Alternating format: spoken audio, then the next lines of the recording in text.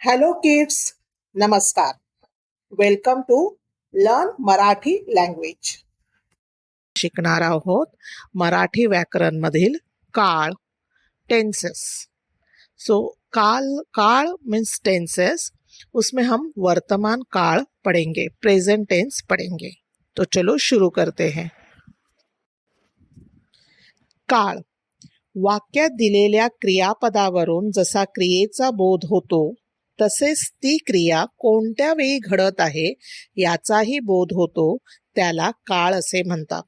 इसका मतलब है जो क्रियापद है, वर्ब है, उससे हमें क्या क्रिया हो रही है, कौन सी क्रिया हो रही है ये समझ में आता है. वैसे ही वो क्रिया कौन से समय हो रही है, व्हेन इट इज हैपनिंग, इसका भी बोध होता है, ये भी समझ में आता है, उसे काळ कहते हैं.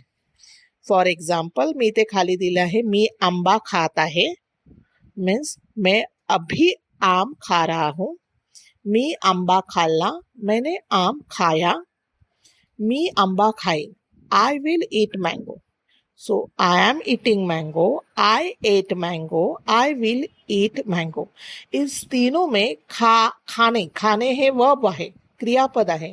पर खात आहे डिनोट्स प्रेझेंट टेन्स, खाल्ला डिनोट्स पास्ट टेन्स, खाईन डिनोट्स फ्युचर टेन्स.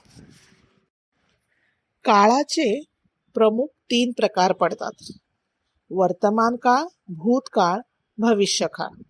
सो वर्तमान काळ, प्रेझेंट टेन्स, मी आंबा खात आहे, आय एम ईटिंग मँगो.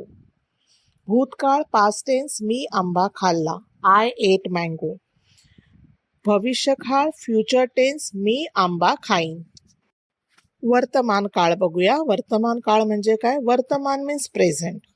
वर्तमान पत्र आपने सुना होगा, जो आज की न्यूज देते, न्यूज़पेपर देता है, उसे वर्तमान पत्र बोलते हैं, राइट. वर्तमान मीन्स प्रेजेंट. क्रियापदाच्या रूपावरून क्रिया आता घडत आहे असे जेव्हा समजते तेव्हा तो वर्तमान काळ असतो. उदाहरणार्थ, सचिन क्रिकेट छान खेळतो.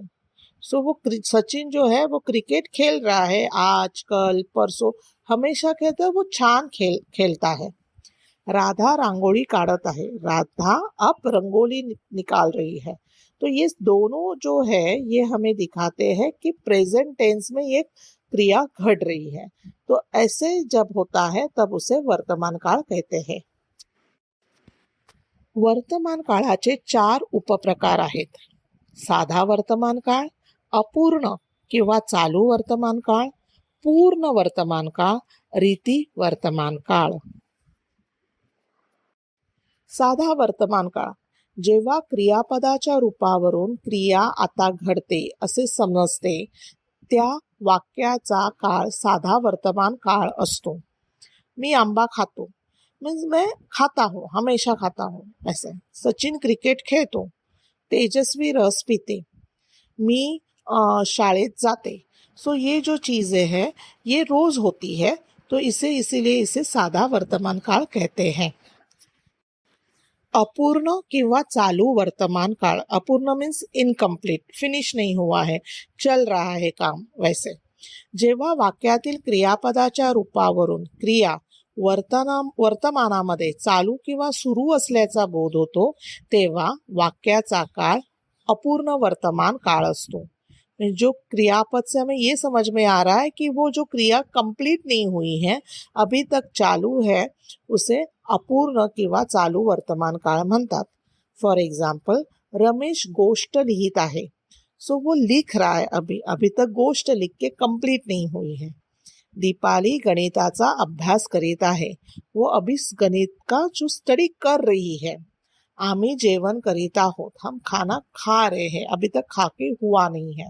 तो प्रेजेंट टेंस में ये काम चालू है, कंप्लीट नहीं हुआ है, इसीलिए उसे अपूर्ण किंवा चालू वर्तमान काळ असे म्हणतात.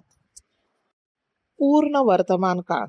जेव्हा क्रिया ही वर्तमान काळातील असून ती नुकतीच पूर्ण झालेली असेल तेव्हा त्याला पूर्ण वर्तमान काळ असे म्हणतात.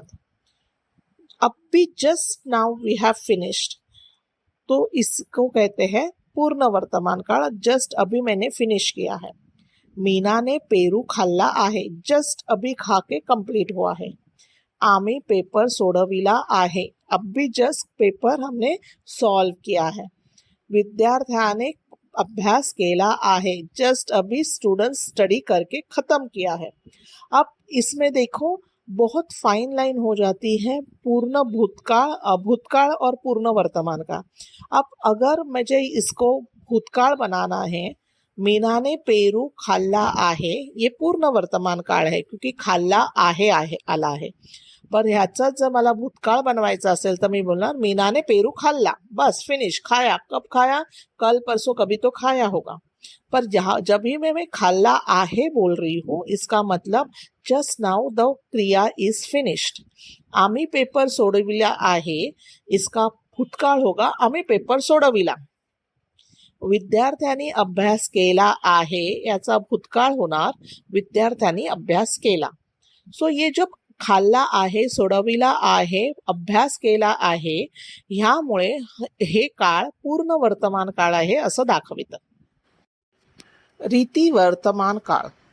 वर्तमान काळात एखादी क्रिया सतत घडत असल्याची रीत दाखवली जाते. रीत means one type of routine. तर त्याला रीती वर्तमान काळ असे म्हणतात. मी रोज मैदानात व्यायाम करायला जातो. मैं रोज मैदान में व्यायाम करने जाता हूँ. प्रदीप नियमित रामरक्षा म्हणतो. प्रदीप नियमित रामरक्षा स्तोत्र होता है, ये श्री राम के बारे में स्तोत्र है. वो रोज श्री राम रक्षा बोलता है. तेजस दररोज अभ्यास करतो. तो ये जो चीज है वो रोज हो रही है, एक स्पेसिफिक इंटरवल के बाद हर बार हो रही है, तो उसे रीति वर्तमान काळ कहते हैं. आपण आता ह्याचा सराव करूया. पक्षी हवेत उडत आहे या वाक्यातील काळ कोणता ते ओळखा. रीति वर्तमान काळ, अपूर्ण वर्तमान काळ, पूर्ण वर्तमान काळ, साधा वर्तमान काळ. अब देखिए पक्षी हवेत उड़त आहे, तो अभी भी वो उड़ रहे हैं, तो पूर्ण नहीं हुई है क्रिया, इसीलिए इसे अपूर्ण वर्तमान काळ कहेंगे. त्याने पत्र लिहिले या वाक्याचे साधे वर्तमान काळी रूप लिहा. सो त्याने पत्र लिहिले, इसका होगा त्याने पत्र लिहावे, तो पत्र लिहितो, तो पत्र लिहित असतो, यापैकी नाही. सो साधा वर्तमान काळ में अभी तो पत्र लिहितो ये आ जाएगा. पृथ्वी सूर्याभोवती फिरते, ह्यामध्ये कुठला काळ येईल? सो पृथ्वी सूर्यामध्ये फिरते हा बेसिकली एक रीति दिखाती है, रूटीन दिखाता है, तो ये हो जाएगा रीति वर्तमान काळ. सर्व काळी आणि सर्वत्र सत्य असलेले वाक्य खालीलपैकी कोणत्या काळात लिहाल? इसका मतलब जो हमेशा ट्रूथ होता है, जैसे साइंटिफिक डेफिनेशन है या कुछ फैक्ट्स है. सो सर्वकाली, हमेशा, सर्वत्र, सभी जगह पे जो सत्य होता है वो वाक्य कौन से काल में रहेंगे.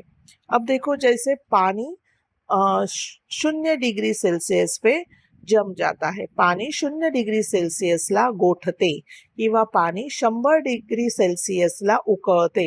दिस इज अ साइंटिफिक फैक्ट और ये सर्वकाली और सर्वत्र सत्य है सभी जगह पे. तो ये आ जाएगा साधा वर्तमान काल. तो हमेशा जो फैक्ट्स होते हैं, सत्य फैक्ट्स होते हैं, जो साइंटिफिक डेफिनेशंस, वो हमेशा साधा वर्तमान काळात दाखवले जातात.